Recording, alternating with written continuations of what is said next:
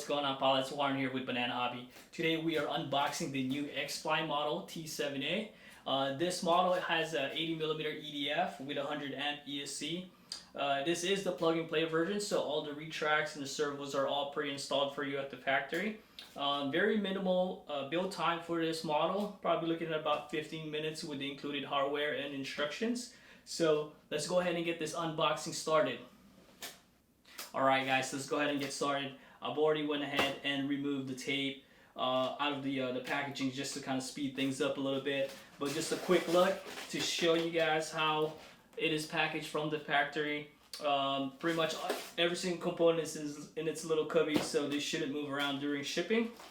So there's actually two parts to this box. So you got the top half. Whoop, I think we just kind of lost our wing spar there. That houses pretty much your wing and then your nose cone. So let's go ahead and remove these items out of here. Give you guys a closer look at all these pieces. So here's one half of your wing half. So pretty much servo's already installed. Push rod's already pre-installed here. The paint looks pretty good. I don't see any flaws. I mean, the details with all the rivet lines looks fantastic. And then also got some decals installed for you. So that's one wing half. Here is the other wing half. So the servo lead for the aileron slash flaperon surface, pretty much it's a plug and play.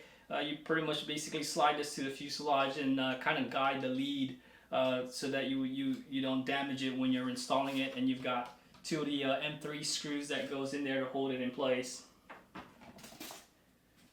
We got our drop tank here and some ordnance.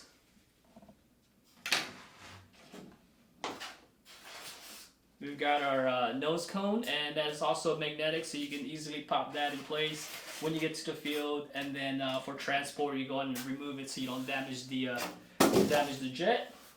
Makes it that much easier to transport. You got more ordnance here. Another one. Whew, quite a bit of ordnance. So you got the wingtip missiles, and then there's a few more ordnance. So abundance of ordnance for scale details, guys.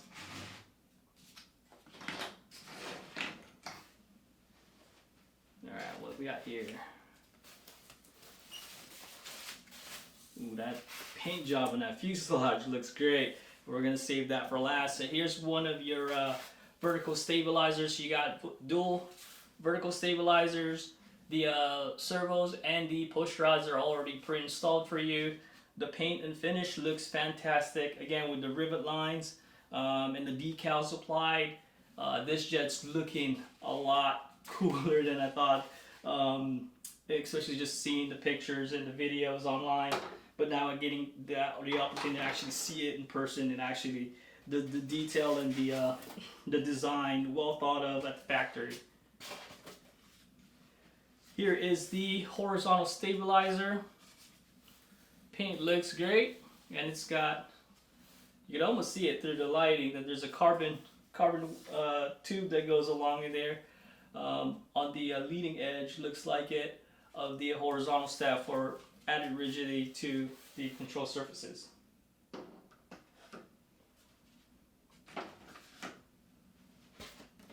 Alright, last but not least, this is going to fall out when I pull it. So here's the carbon wing tube. Set that down right there for now. Let's take a look at this fuselage. Whew. Beautiful finish. We'll get this foam out of the way, make sure we're not missing anything. Alright, let's take a look at that, guys. Look at the finish on this jet. I mean, obviously, I'll get you guys a closer look of this jet once we got it fully assembled. So you got the gear door covers. Let's see, can we open it up without damaging anything? Alright, there we can. Very carefully. Don't want to damage this thing, looks great.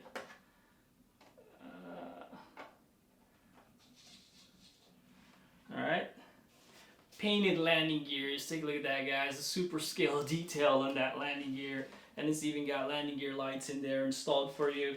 The elevator servo is pre-installed on the fuselage. Let's go ahead and close this up. Open up the battery hatch, give you guys a closer look. Now what I really like about the design on this also is that the leading edge of this part of the fuselage is actually made out of plastic, so not worry about bumping that when you're transporting or assembly of this jet. So very well thought of the engineering side. Very good job of that. Very large battery compartment in there, guys. Take a look at that.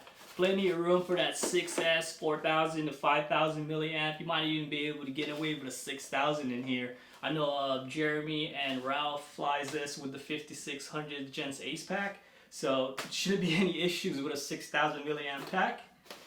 So your control board's way up here with all your servo leads, elevator, rudder, gear, and then you've got your aileron. And you've got the wire harness for the aileron for the guys that want to fly this on a 5-channel and not use the flaperon feature. But for the guys that want to do the flaperon, which I'm going to probably end up doing with this setup, is I'm going to take that wire harness out, put the ailerons in separate channels, and program the flaperon feature to kind of help this thing land a little slower and a lot more scaled looking. So as far as the cockpit, guys, you got one pilot, you've got control panels in there. I mean, it's as scale as it's going to get for a model this size, but surprisingly, it's very well detailed canopy with the cockpit.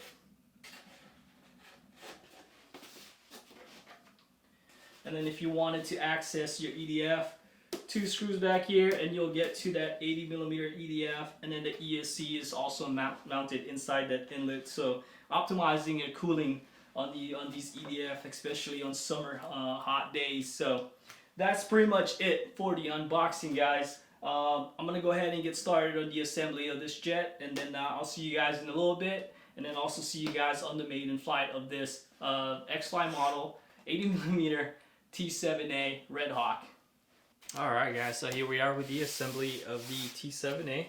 So go ahead and just put the aircraft on any kind of plane stand that you may have, either flat on the table, on its back, and just basically you want the aircraft to be inverted while you're working on the next several steps of the build or the assembly. We'll take our carbon wing tube or wing spar. I'm going to slide that in place. And then we're just going to take both of our wing halves and very carefully, so we don't damage the servo lead, I'm just going to slide it in place and kind of guide that servo lead in its slot, and it should just kind of snap into place. Alright, we'll take the other wing half, slide that in place. Try not to force it in there and just kind of just guide it in. Alright, so now that we got both wings in place, you're going to take 4 of your M3x16 screws, 2 on each side. Now the kit does come with one of these Allen keys, but I'm just going to use my hex driver here, so let's kind of speed things up.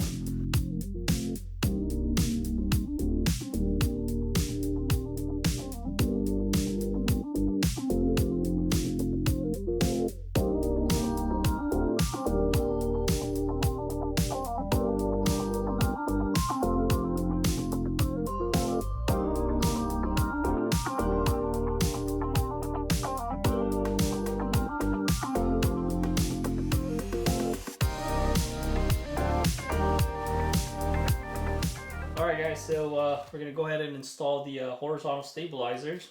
All that you literally need to do is just slide this rotating pin in place, and then we're going to take one on each side, an M3x10mm screw to kind of set that in place. It's a little tight, but you just got to kind of work it just a little without damaging the jet. There we go. This one side, we'll take our M3 by 10 and lock that in place so it doesn't slide out.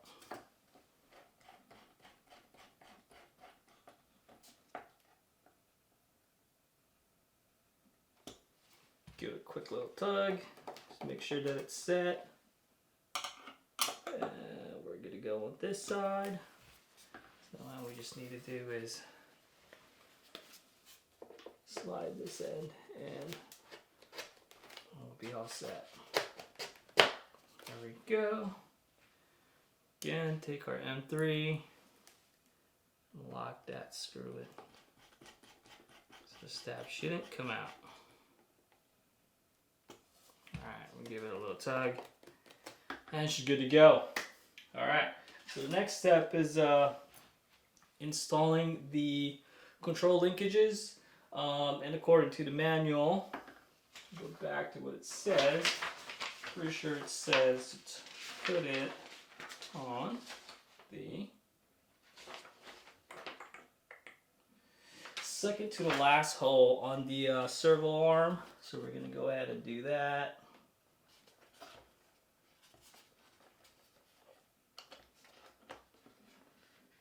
And then we'll take our ball link pliers. If you don't have a ball link plier, yeah, just regular pliers will work. We'll take this and put it into the second hole.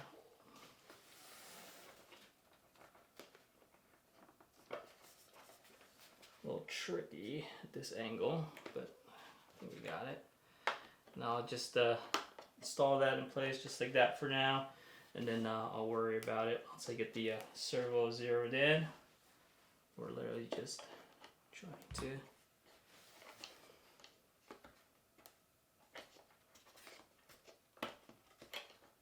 get this thing assembled for now.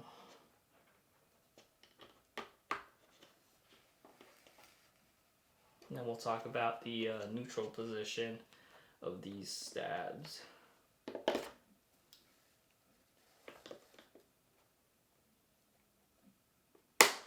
Alright, so there it is, the installation of the wings and the horizontal stab.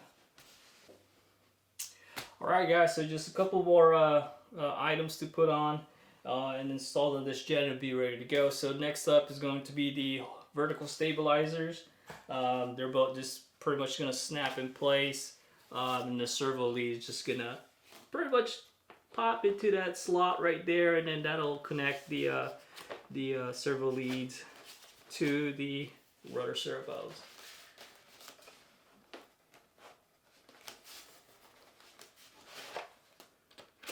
Just trying to guide it in place. There we go. That's one.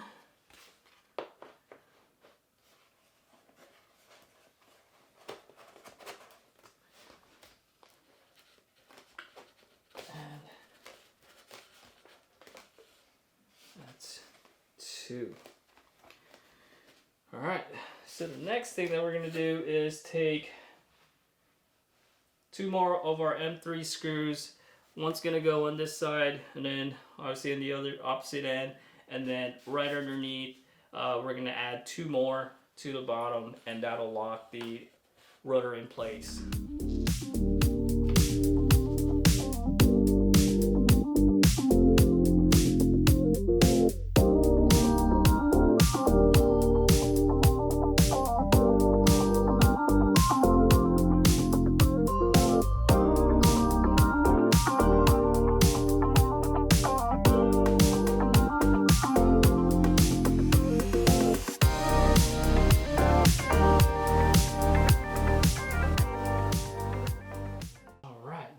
Flip her over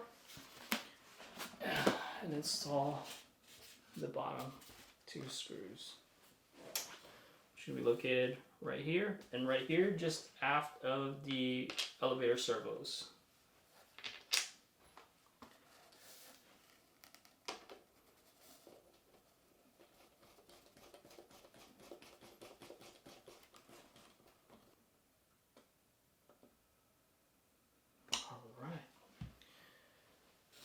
there's that. Flip her over. Then we can install our nose cone here.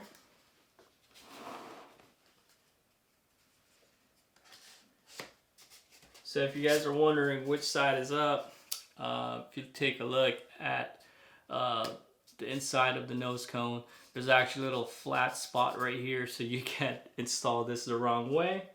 Basically just pops right in place. That's pretty much it with the assembly. We'll just go ahead and pop some of these ordnance in place. They basically just snap on. There we go. Got that installed. I'll go around and install this on the other side.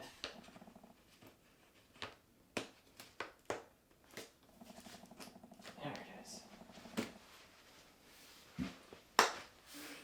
And then you got a bunch more ordnance. So we'll worry about that a little later. Let's go ahead and drop the landing gears on this jet so we can finally get this thing on its wheels.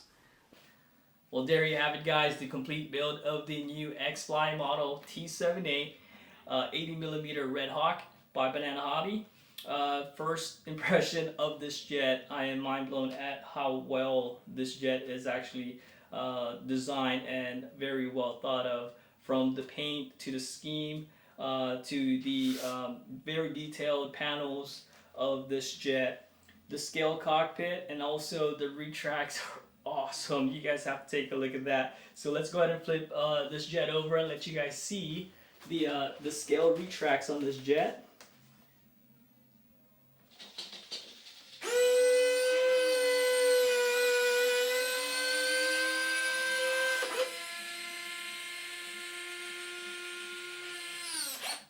Isn't that awesome? So the struts are actually painted white as well with the landing gear lights. And it's just very scale looking. One of the best ones I've seen so far for this size jet. As far as the setup, let me go and kind of get this plane stand out of the way. As far as the setup, all of the throws are per manual, but we're going to cover a little bit about the flaperon setup. So it's going to be different for depending on what kind of transmitter you're using. With the power box core, all I had to do was just basically utilize the same channels, channel 1 and 2, for my aileron left and right, and then added an additional function to it, such as the flaps. So the takeoff flaps, I believe, is at 14 millimeters. I'd have to check the manual again. And then it's at 18 millimeters for full flaps for landing. Now, while flaps are deployed, I do still have aileron functionality.